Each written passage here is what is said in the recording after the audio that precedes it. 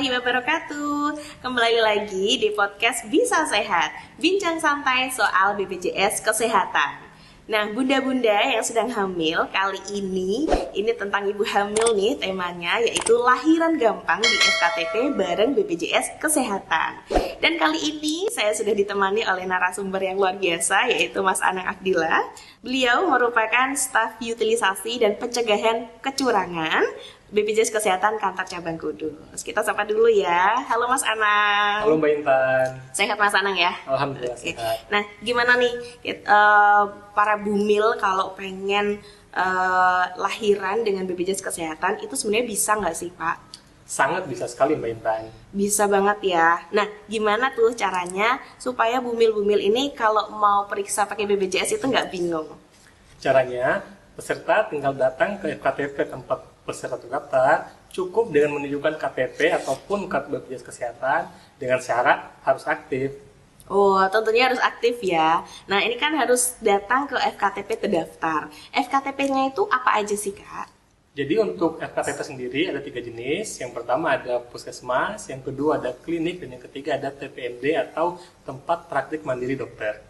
Oh, jadi kalau bumil ini mau periksa nggak harus ke rumah sakit ya, Kak ya? Betul, cukup ke FKTP terlebih dahulu. Oke, nah terus kalau bumil ini mau periksa kan ke FKTP nih, terus apa aja yang didapatkan sama bumil ketika periksa hamil, Kak? Nah, untuk proses kehamilan sendiri ataupun persalinan yang dijamin di FKTP itu ada 3 tahap, Mbak Intan. Yang pertama ada ANC ataupun antenatal care, yaitu pemeriksaan sebelum persalinan. Yang kedua ada proses persalinan, dan yang ketiga ada PNC ataupun postnatal care atau setelah peserta mendapatkan bayi. mendapatkan bayi. Iya kan? Yang ketiga ada PNC ataupun postnatal care, yaitu pemeriksaan setelah proses persalinan terjadi. Oh, baik, berarti dimulai dari sebelum lahiran, kemudian pas lahiran, terus setelah lahiran gitu ya, Kak ya. Nah, yang ANC tadi itu apa sih, Kak? Jadi untuk ANC sendiri adalah proses pemeriksaan sebelum proses kelahiran terjadi. Di sini peserta bisa mendapatkan pelayanan di FKTP sesuai dengan kondisi dari sang ibu. Nah, untuk pemeriksaan itu sendiri dari FKTP bisa melanjutkan ke BPJS Kesehatan sebanyak 6 kali, yaitu 1 kali pada trimester pertama, 2 kali pada trimester kedua, dan 3 kali pada trimester ketiga. Dan di mana diantaranya itu bisa dilakukan pemeriksaan USG, yaitu 1 kali pada trimester pertama dan 1 kali pada trimester ketiga. Oh, jadi sudah termasuk USG-nya juga bisa dijamin pakai BPJS Kesehatan ya, Kak ya? Betul sekali. Baik, kalau tadi sudah sebelum lahiran, nah pas lahiran tuh gimana tuh, Kak? Nah, setelah melakukan rangkaian proses pemeriksaan ANC, dari dokter akan melihat nih kondisi sang ibu. Apakah bisa dilakukan persalinan normal di FKTP, ataukah memang ada kondisi penyulit yang dimana mengharuskan peserta mendapatkan proses persalinan di rumah sakit secara SC ataupun sesar ataupun persalinan pervaginam dengan kriteria penyulit.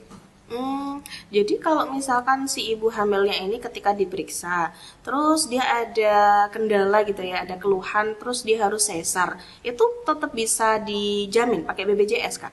Iya, nanti dari dokter tempat FKTP terdaftarnya akan memberikan rujukan ke rumah sakit ya, apabila memang ada indikasi untuk peserta bahwa harus melakukan persalinan secara SC di rumah sakit. Oh, jadi tetap bisa dijamin nih meskipun sesar ya. Oke, nah yang terakhir yaitu postnatal care ya, itu gimana, Kak?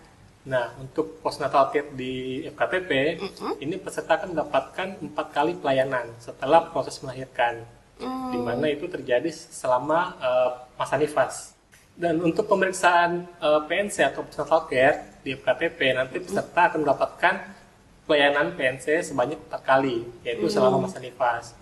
Di mana pada pemeriksaan PNC pertama sampai dengan ketiga itu satu paket antara pemeriksaan sang ibu dan juga sang bayi. Sementara yang pemeriksaan keempat itu khusus untuk pemeriksaan sang ibu saja. Oh, berarti ketika sudah lahiran, dedek bayinya juga sekalian dicek ya Kak ya? Betul. Dan itu bisa dijamin pakai BPJS Kesehatan. Iya. Wow, sangat lengkap banget ya. Jadi proses dari lahiran, kemudian sebelum lahiran sampai setelah melahirkan itu semua bisa. Terus kalau bayinya sudah lahir, itu bisa langsung punya BPJS Kesehatan Kak? Jadi untuk bayi baru lahir nanti bisa dibantu oleh KTP untuk mendaftarkan sebagai peserta BPJS Kesehatan, ataupun dari keluarga bisa langsung mengunjungi BPJS Kesehatan kantor cabang terdekat untuk didaftarkan langsung sebagai peserta BPJS Kesehatan. Oh, jadi adik bayinya pun ketika sudah lahir sudah bisa langsung punya kartu BPJS Kesehatan gitu ya Kak ya? Iya. Wow, sangat lengkap ya BPJS Kesehatan ini. Jadi bunda-bunda atau pak mil yang calon-calon orang tua, jadi semua rangkaian dari lahiran, sebelum lahiran, kemudian lahiran sampai lahiran itu semua bisa dijamin dengan BPJS Kesehatan. Dan ketika adik bayinya lahir pun itu sudah bisa langsung memiliki kartu BPJS Kesehatan. Tapi jangan lupa untuk melakukan update data, yaitu KK dan juga akte kelahiran. Begitu ya Kak ya?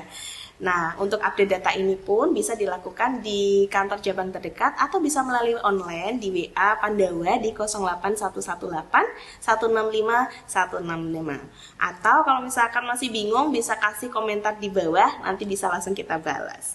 Baik, untuk saat ini podcastnya kita undur dulu ya Kak ya.